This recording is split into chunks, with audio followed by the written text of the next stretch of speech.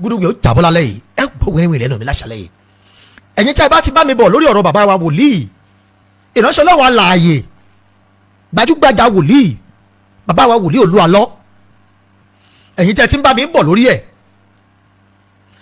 ẹ máa rí pé ìgbà tí mo kọ́kọ́ ṣe first program mo sọ pé kí iṣẹ́ ìránṣẹ́ má bàjẹ́ kí bàbá Olúalọ́ náà jáde fún àwọn èèyàn tí wọ́n ń béèrè pé níbo ìyàwó wọn wà nǹkan àkọ́kọ́ tí mo kọ́kọ́ ṣe nìyẹn ẹlẹ́ẹ̀kejì mo tún jáde mo ní kí bàbá wòlíì Olúalọ́ táwọn náà sọ̀rọ̀ ní pé bo ìyàwó wọn wà ẹlẹ́ẹ̀kẹta tí mo ṣe mo interview Olúfúnkẹ́ Òbé tó jẹ́ ẹ̀gbọ́n ìyàwó bàbá Olúalọ́ àwọn náà sọ̀rọ̀ ẹlẹ́ẹ̀kẹrin mo interview màmá yẹn grandma ìyàwó Olúalọ́ mo interview wọn ìyá Ìyábọ̀ ìyá Èkìtì mo interview wọn lálẹ́ àná mo interview Mr. Kọ́láwọlé Tèmítọ́pẹ́ ẹ jẹ́ n sọ pé Pastor Kọ́láwọlé Tèmítọ́pẹ́ ọ̀rọ̀ yìí ó bí ọ̀pọ̀lọpọ̀ nǹkan gan mo ṣe fẹ́ sọ̀rọ̀ báyìí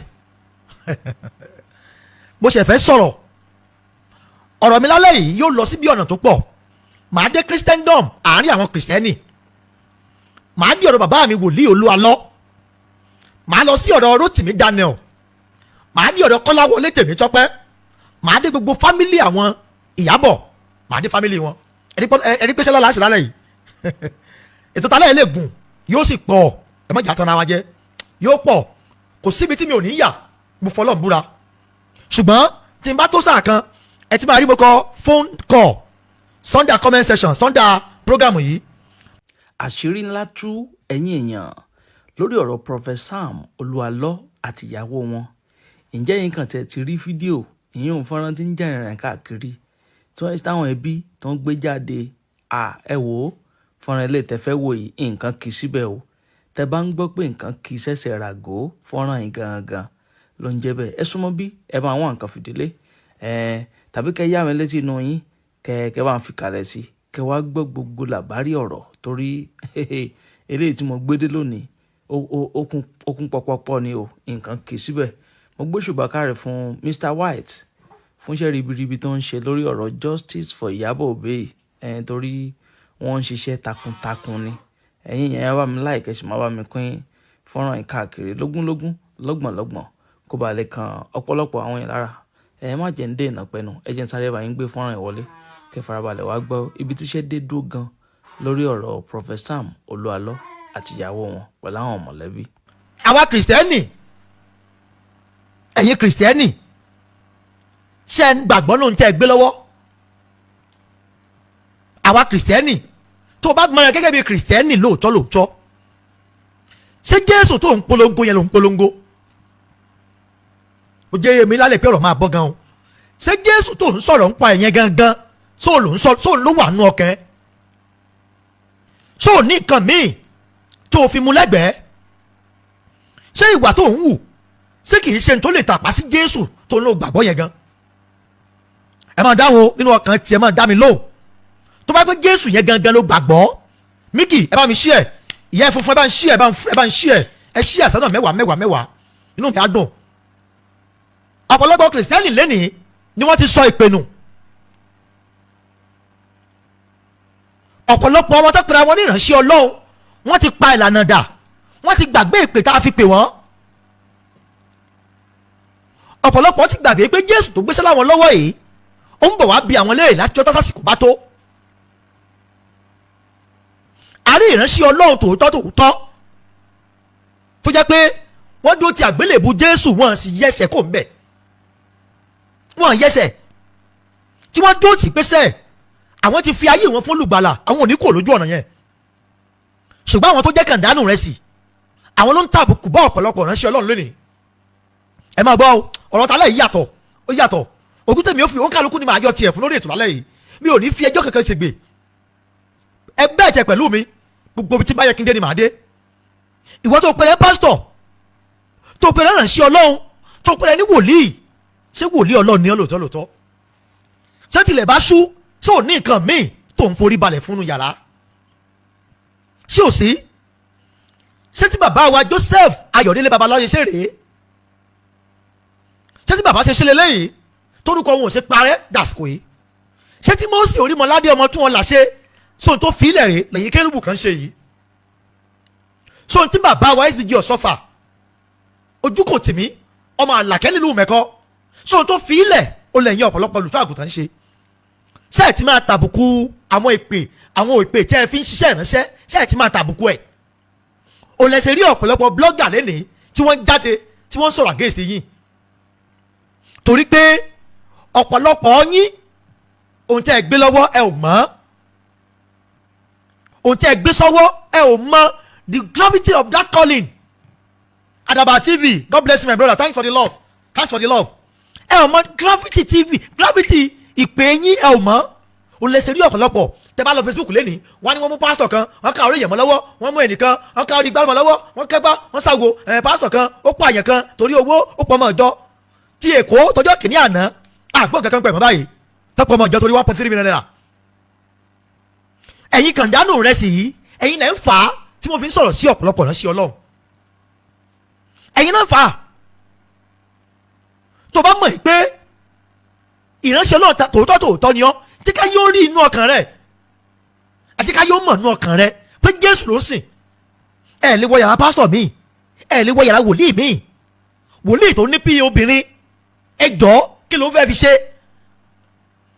ẹ wá rí àwọn kàndánù rẹ̀ sí, kò síbi tí ò sí tá a ṣe nínú àfáà lálẹ́nu wòlíì Ọlọ́run, kò síbi tí ò sí o.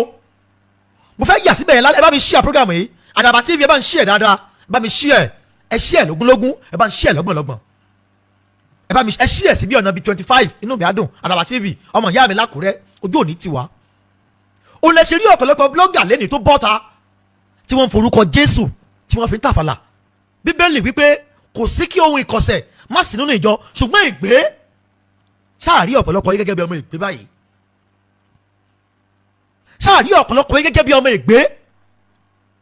ẹ wá jẹ́ kí wọ́n tàbùkù àwọn tí wọ́n dó sójú lànà, tí wọ́n pa ìlànà Jésù dà, tí wọ́n gbàgbọ́ nú Bíbélì mímọ́, tí wọ́n gbàgbọ́ nú ẹ̀ tójútójú tọkàntọkàn, tí wọ́n sì ń ṣiṣẹ́ Olúwa.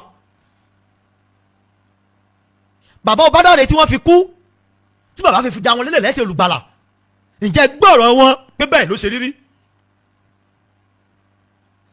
ọ̀pọ̀lọpọ̀ ẹ̀yin wòlíì báyìí ẹ ti wá sọ social media dórí di platform iṣẹ́ ìyanu, not platform for gospel anymore.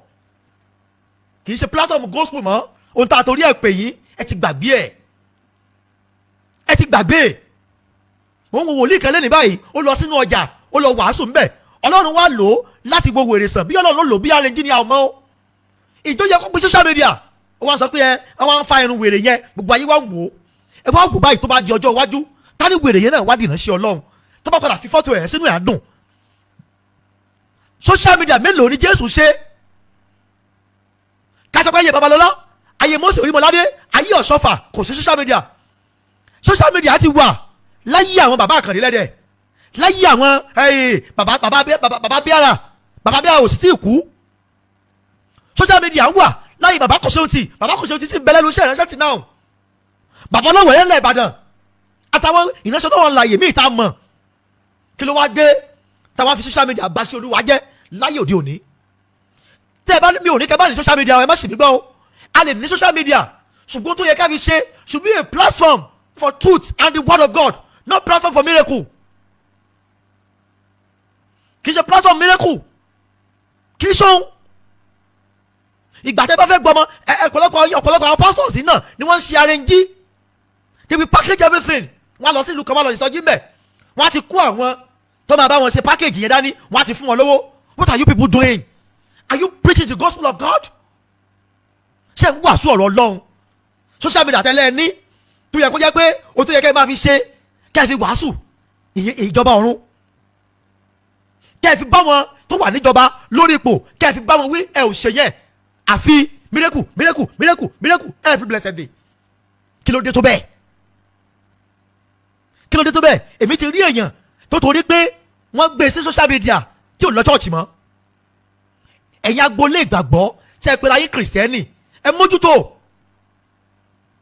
olórin kan kọrin kan ó ní ilé Ọlọ́run pọ̀ wọ́n papọ̀ yamura, ó fà sí àpọ̀ wọ́n papọ̀ yamura, ìjèrè ọkàn ní kò tó nǹkan o. àbáyọrí rẹ̀ da ọ̀rẹ́ mi, àbáyọrí rẹ̀ da. kí là báyọrí yín pẹ̀lú gbogbo mírèkù tẹ́ ń ṣe? ọ̀pọ̀lọpọ̀ yín ẹ̀ ń fi ojú ayé lé ẹ̀mí èṣù jáde ṣùgbọ́n nínú ilé ẹ̀mí èṣù ń bá yín gbé. ẹ wá sọ pé àwọn blogger ń bu yín bóun náà ṣe ní má sọ̀rọ̀ sí yín. àwọn kàndánù rẹ̀ sì wọ́n ń tàbùkù àwọn tó jẹ́ ojúlówó lẹ́nu iṣẹ́ Jésù ń tàbùkù. I'm happy to tell you something tonight. ìránṣẹ́ Ọlọ́run ṣì wà o, ẹ gbà mí gbọ́ we still have confirmed born again Christian as a pastor. wọ́n sì wà tí wọ́n sì ń ṣiṣẹ́ Olúwa, tí wọ́n sì ṣe kíni, tí wọ́n sì ń ṣiṣẹ́ Olúwa.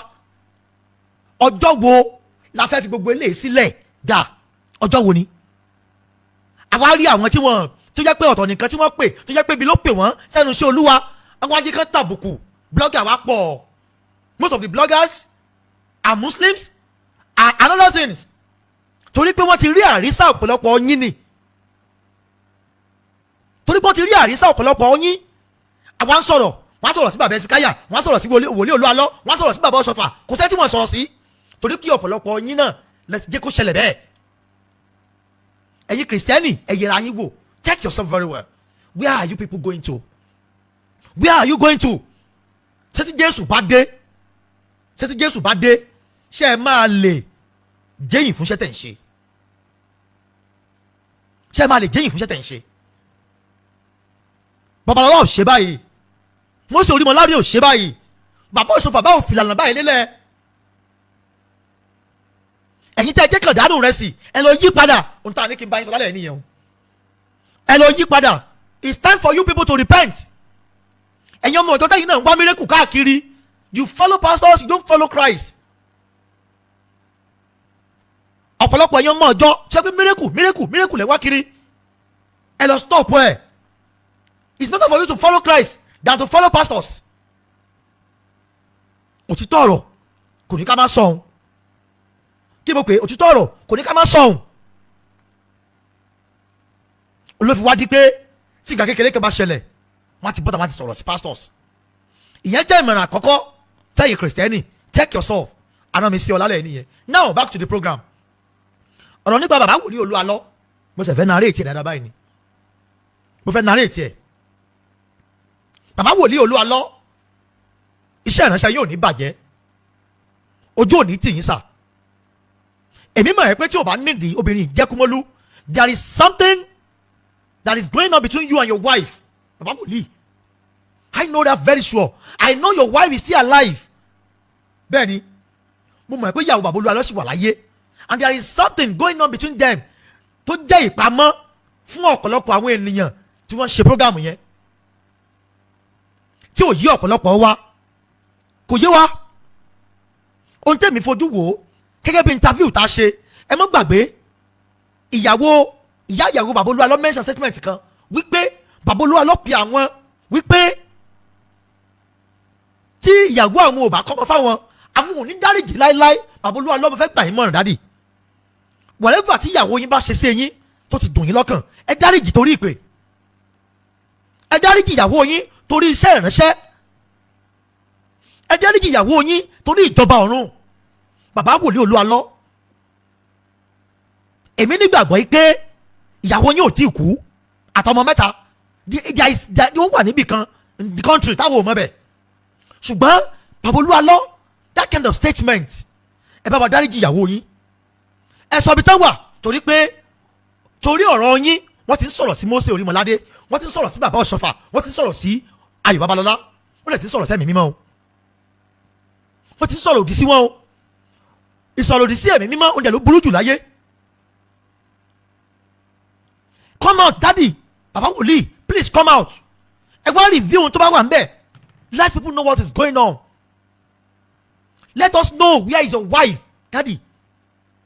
Sincerely speaking, èmi àti bàbá Olúalọ́ sí náà fàní àti pàdé rí, but watching his ministration on social media, he always inspire my spirit. bàbá wòlíì Olúalọ́, ẹ wá sọ bí tí ìyàwó yín wà fáwọn ọmọ Nàìjíríà. I will never come out to abuse you, torí pé Bíbélì wípé má ṣe fọwọ́ kẹ́ni àmì òróró mi. That I true or not, you present yourself as a minister of God, I must give you respect.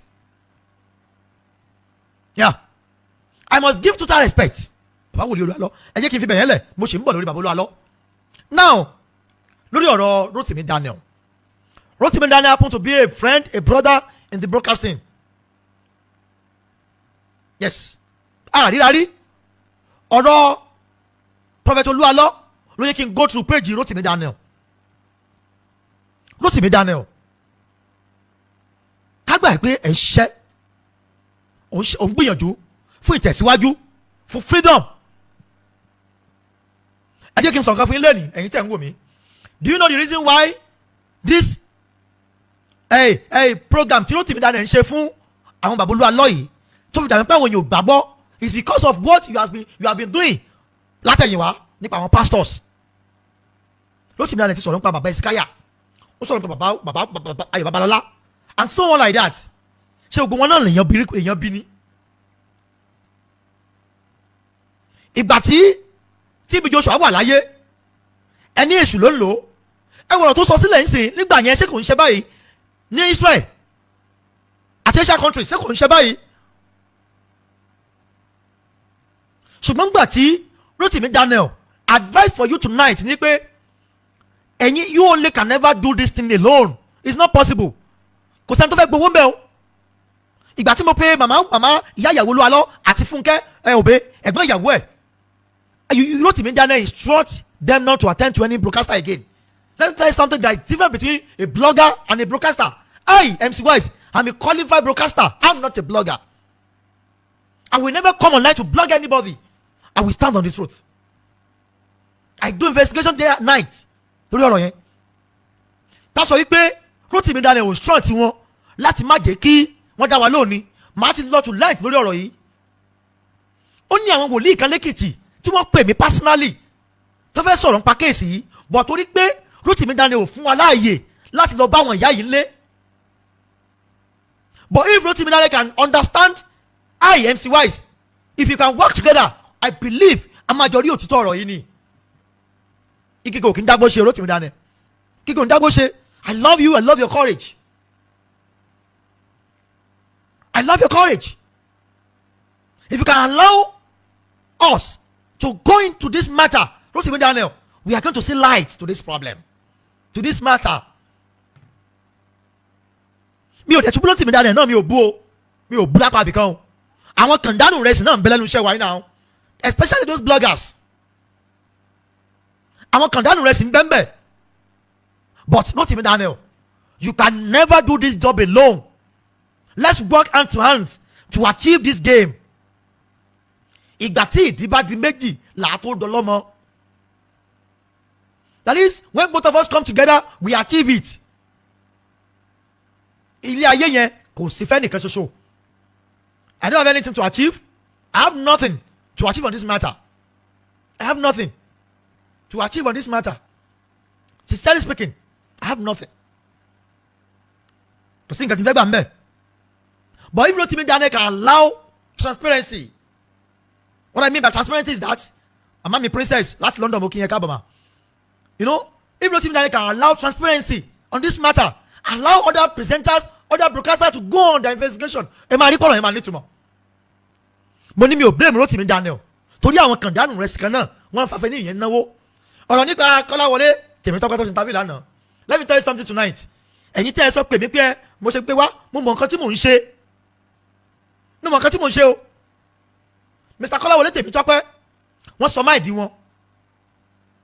Nínú ọ̀rọ̀ títí wọn yẹn náà ẹ má yẹ tẹ̀yìn jẹ àrífà tí ń bẹ̀ náà. Ó ẹ̀pù mi láti ṣe ọ̀pọ̀lọpọ̀ iṣẹ́ mi lẹ́nu ànánsẹ́ ni. I can't deceive you. Dáàdì mi máa sọ̀rọ̀ kan wọ́n á ní kò sẹ́ni tó wà láyé tí ò wúlò. Wọ́n ní tí èèyàn bá jẹ́yàn burúkú tó bá jẹ́yàn dáadáa tó ń ṣàánú ó máa nọ́ọ̀tà aládùúgbò yẹn. Yes, á nọ́ọ̀tà ń bẹ̀. Wọ́n ní bí ó bá sì jẹ́ lọ́dẹ orí tí ara rẹ̀ ò dá pé dáàdì mi sọ fún mi pé ọmọ tàbó mú gbógan tó jẹ́yàn burúkú dáàdì mi ní òun náà ní wúlò. Wọ́n á ń tọ́ba lọ́mọ tó le bíi tiẹ̀ wọ́n á ní sọ fẹ́ kíkí ọ̀rẹ́ dàbí lágbájá kò sẹ́ni tí ò wúlò. Nínú ọ̀rọ̀ Kọ́láwọlé lánàá fọ́ọ̀tì tí wọ́n ní pé tí táṣe ń sọ̀rọ̀ tí ló ṣe ń bí wọn tó náà fi ń sọ̀rọ̀ nínú aggressive mind tí ò dẹ̀ yẹ kó rí bẹ́ẹ̀. Mr. Kọ́láwọlé Tèmítọ́pẹ́ advice tèmi fún ilé lẹ́yìn in any kind of interview tẹ́ bá ń ṣe ẹ má ṣe pé mọ́. Bíbélì wípé ohun àtijọ́ ti kọjá lọ ẹni ẹ ti di kìrìsìtẹ́nì ẹ má máa ṣe pé mọ́. Èpè ò kì í ṣe nǹkan gidi I will never come online to condemn you torí pé mi ò mọ̀ bọ́lá ṣe máa rí o àmọ́ bọ́lá ṣe máa sọ.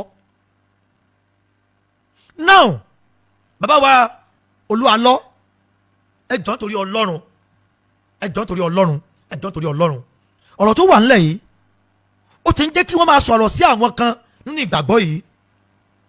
Èmi ti rẹ̀ tí ò lọ chọ́ọ̀chì mọ́ torí ìwà pásítọ̀ ni o, yes. Èmi ti rẹ̀ tí ò lọ mọ́sálásí mọ́ torí ìwà àfà. Adẹ̀dá àwọn oníṣẹ̀ṣe tí wọ́n dá bẹ́ẹ̀ mo sọ fún yín lẹ́ni àwọn oníṣẹ̀ṣe tí ò dá. Ọ̀pọ̀lọpọ̀ yín tẹ̀ ń blame Rótìmí Daniel torí pé Rótìmí Daniel jó ń ṣẹ̀ṣe lẹ́sẹ̀ gbọ́ lọ́nu ẹ̀gbọ́n àti torí pé àwọn nǹkan tó náà ti ṣe sẹ́yìn nípa àwọn Christian life. I'm a Christian, ẹ ṣáà máa nígbà tèmi bọ́ báyìí. But if Rótìmí Daniel can give us space to work hand to hand, we are going to get solution to this issue. I'm deep nípa àbí tọ́rọ̀ yìí lọ. Mo sì ní ọ̀pọ̀lọpọ̀ conversation kan lọ́wọ́ láti àwọn family àwọn Olúalọ́, láti àwọn family ìyàwó Olúalọ́ òbé tí mi ò tí ì fẹ́ nikẹ́ni. Kí n sọ fún yín lónìí, mo sì ní lọ́wọ́.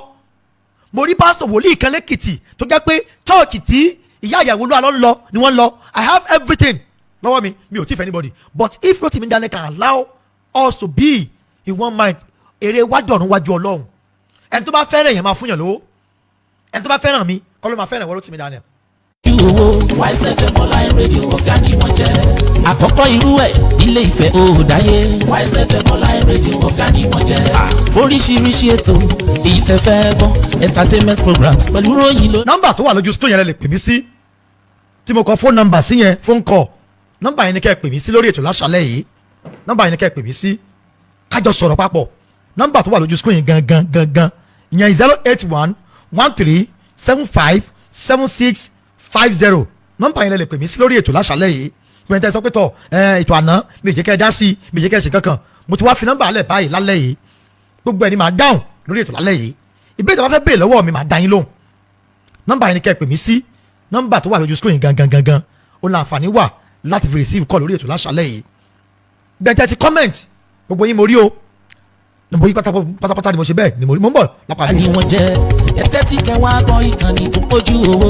YSFM online radio ọ̀gá ni wọ́n jẹ́. àní kẹ́tẹ́ tí kẹ́ wá gbọ́ ìkànnì olóyin mọ́mọ́. YSFM online radio ọ̀gá ni wọ́n jẹ́.